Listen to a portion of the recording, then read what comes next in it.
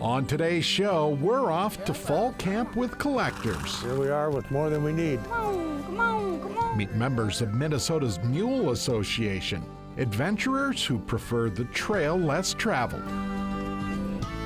And we visit the Old Guy Duck Camp, where a new influence has certainly found a new home.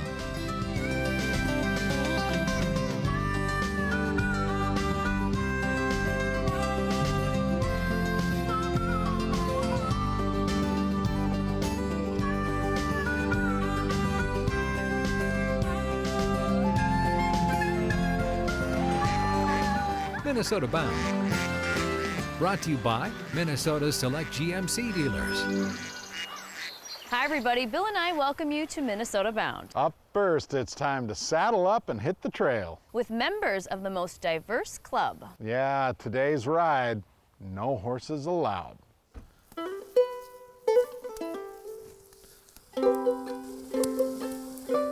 Want it black? Some folks count on their jolts of dark morning Java. Actually looks pretty good for this water. But these state park campers tend to find their kicks out back, Well, they might just toss you.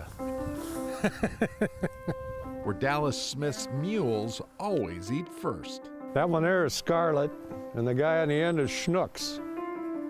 And this one here is Candy. I don't know, we just got interested in them, started raising them, and started riding them.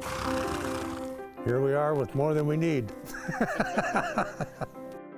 Such is the attitude among most members of Minnesota's Donkey and Mule Association. Yeah, that's the spot. Folks who celebrate the stubborn end result of affection between a horse and a donkey. When a mule don't want to do something, he lets you know. You know, the difference between a mule and a horse is a mule's got a union card. If you watch their ears, if their ears are flopping like this when you're riding, that means they're really happy, okay? If their ears are forward like this, it means they're paying attention. If their ears are laid back like that and their neck's arched, watch out. He ain't happy about something, he's gonna let you know. Every fall, the club gets together for a social weekend. Spin that baby around, get him on there. For the they call it the last chance ride. This is the last chance. The last of the trail rides before snow flies. This is an old club. I bet it's close to 50. A club started in the 1970s by riders who also liked to hunt using mules. Back then, they chased raccoons. Nowadays, they chase new destinations. You know, parks that offer established equestrian trails and camping. This year, they packed for Fort Ridgely State Park. Well, we just ride on their backs. They have some steep trails, and then they go up hills, and there's kind of... That's 9-year-old Wilson Hochstein, the Mule Club's youngest member, 5 years in a row. You've done a good job on them, huh? Yeah. You've been working with them quite a bit, ain't you? Wilson's been riding since he turned 5. This is Candy, my mule. I just like that they're gentle with people, and she's easy for me to get up on. Oh, he likes the riding part too. Just hold them in, make them walk. I just like to go on trails and go across creeks and have fun. Same story with the adults. Just found you. Oh, we'll probably ride the whole park in a day. Well, that's about 10 miles or so. I think they're the better horse if you got an open mind about some things. Although a rider can never forget, these animals have their own minds too. Come on. Let Grandma go first.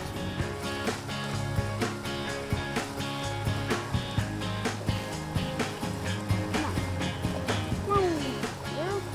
Come on, come on, come on. There you got her.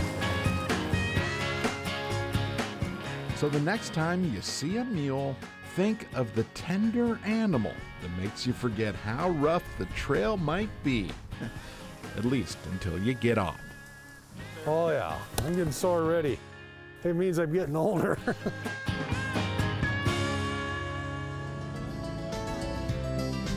invisible yet?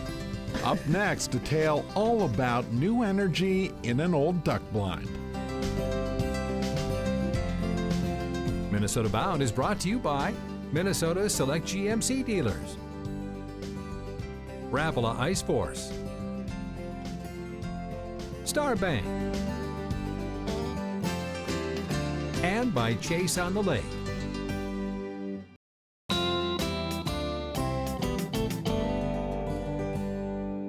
Duck camps are certainly a tradition here in Minnesota, and we met one young lady who's creating her own legacy at camp. It's opening day of duck season at West Taqua Sportsman's Club, a private Minnesota duck camp. You grab that. Okay. So we're probably better to put our decoys up in here.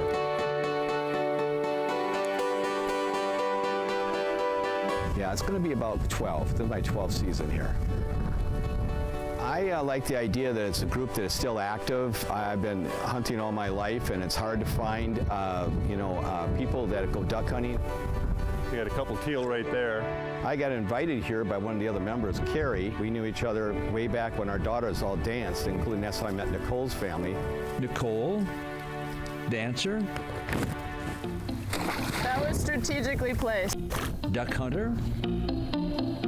Holy marshmuck, what's 20-something Nicole Anderson hanging out with 60-plus-something duck camp members? Old dudes like Rick, Yeah, you start getting colder and start getting just the right conditions. Gary. If there's hardly any wind, we can stay on here for a while. Maybe it's because passion for duck hunting knows no age limits. She blended in as a daughter or a granddaughter for a lot of us. So, I tell you what, it was just nice to have a different person in the group. I know Nicole basically since she's about 6 years old or younger. My dad started taking me shooting when I was super young, got my firearm license, and I had no real outlet to go hunting. Until she was invited to West Taqua. And I was like, "Are you serious?" And he's like, "Yeah, it's great." And I didn't care where it was, what I had to bring. I wanted to go duck hunting in that opener, and that was almost 4 or 5 years ago now. 29.65. On the day before opener, Nicole is just another anxious duck hunter. Get up in the dark. Am I invisible yet? I'm excited. I'm gonna get out there.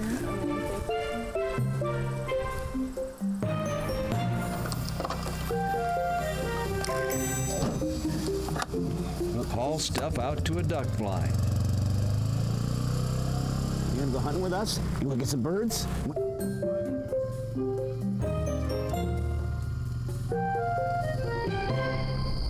Next up, a dawn over decoys.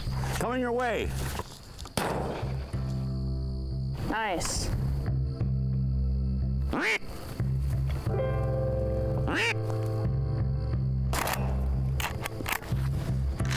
Nice.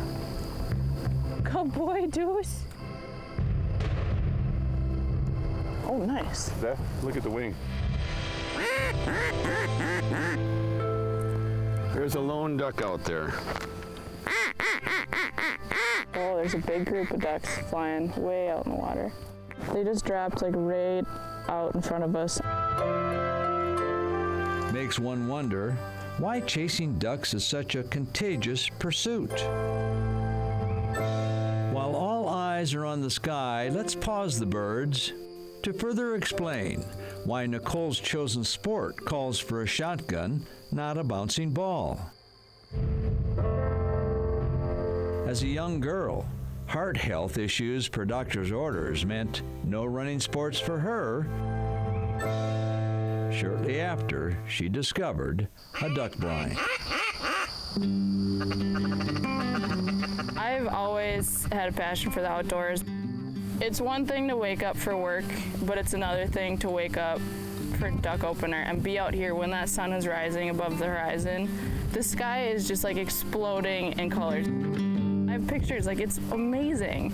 And you're just out there and you're like, holy crap, where else would I want to be right now than right here? She's about a chronic hunter as the rest of us and is part of the group from here on as long as she wants to be. Just getting out and throwing the decoys out, getting the dog working, I think that's the best part. If you get to shoot some ducks, that's also a really good part. I love to eat them too. I love cooking with duck, so it's nice to fill my freezer. Well, now we're doing arts and crafts. Up next, we whip up a favorite fall recipe, just in time for duck hunting season. 425. 425. All right, she's ready. Closed captioning is brought to you by Husqvarna.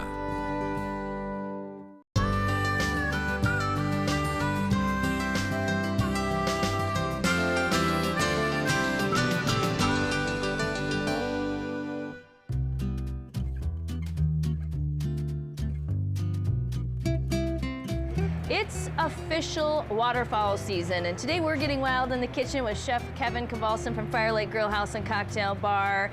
And Chef Kevin, as we know, a lot of hunters don't leave the skin on their birds, even though we recommend it. Yeah.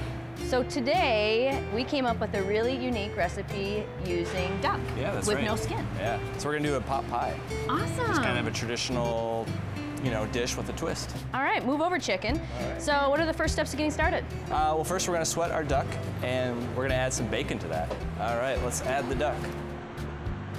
All right. So we'll let that just kind of start to sweat a little bit. Sweat it out.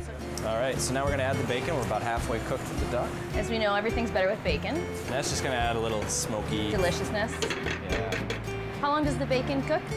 Just until the duck is just cooked through. It's just gonna be soft and rendered.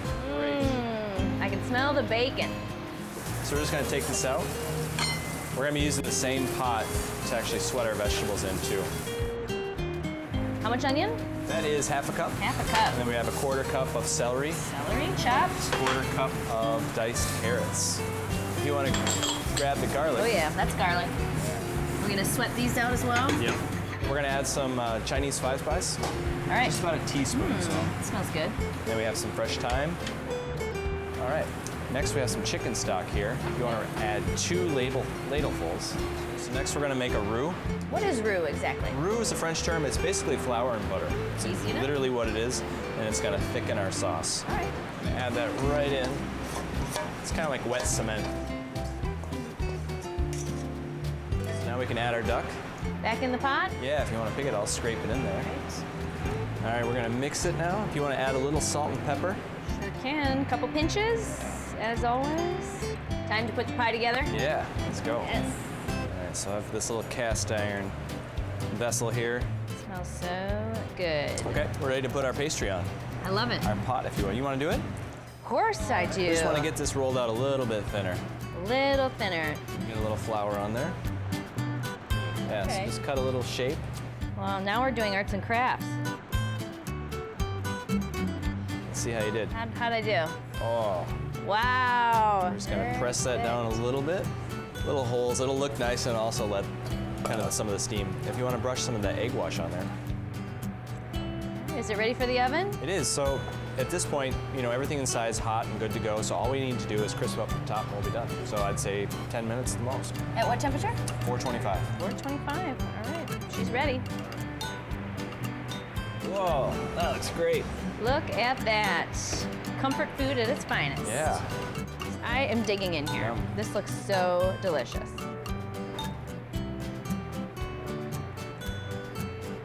Outstanding. All right, hunters. If you got duck in your freezer, you're gonna definitely want to try duck pot pie. So good.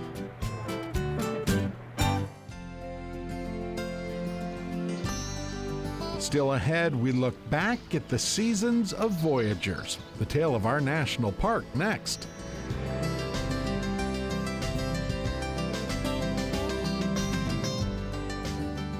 Minnesota Bound is brought to you by Radco Truck Accessories, Connecticut, and by Totem Resorts, the premier destination for world-class fishing.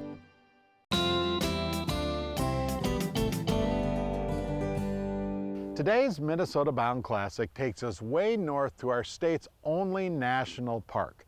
Ron Schara takes a look back at the 4 seasons of Voyagers.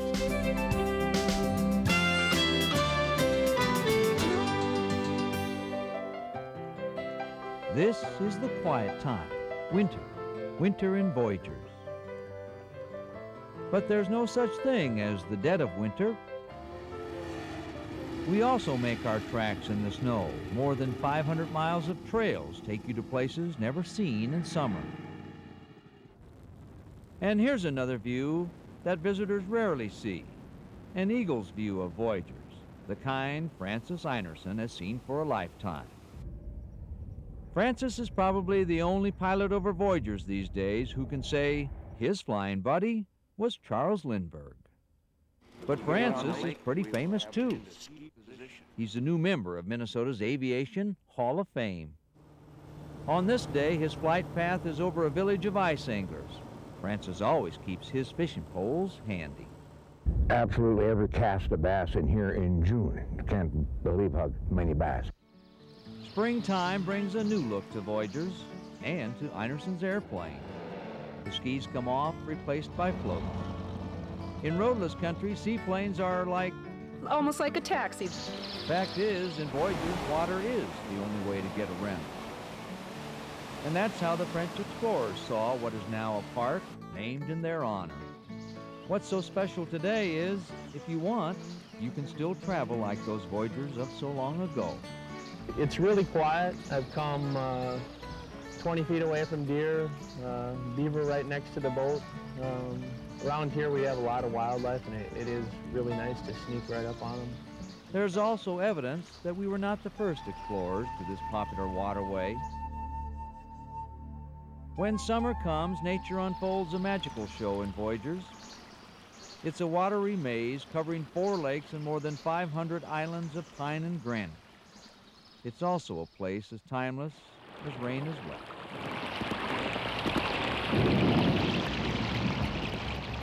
Some of us choose to see Voyagers in a floating living room. Houseboat vacations are popular pastimes here. Yes, this is the land of sky blue water. The advertising world discovered that nearly a half-century ago.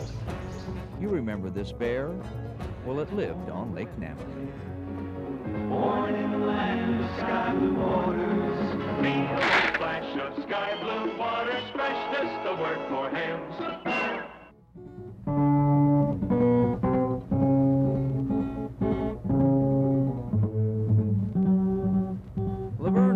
Is in the autumn of his years, but he's known as the legend of the lake. And once you fish with Laverne, you'll understand why. His weathered face and hands have fished Voyagers for nearly 8 decades now. There we go. Over the years, Laverne has gained the kind of wisdom you'd expect from a man who's spent a lifetime in a fishing boat. I never worry about tomorrow. Do the best you can today. Laverne's son is the manager of Kettle Falls Hotel. Built in 1913, the guest book includes names like Kennedy and Rockefeller. It's also one of the few places in America where you can look south and see Canada. Autumn has its day, of course, and now we've come full circle, and Francis is back looking for the perfect place to fish. Wintertime you can go here such as we are today. There won't be anybody else around. You won't hear a sound. It's difficult to enter, so it is not overrun with people. It has all the game. It has bear. It has moose. There's deer. There's something to see and do all year round, and the change of the season is the most fascinating. So you see, time marches on for parks as well as people. Seasons come and seasons go, but fortunately, we have 4 moments that make our memories up here. Memories of 4 seasons in Voyagers National Park.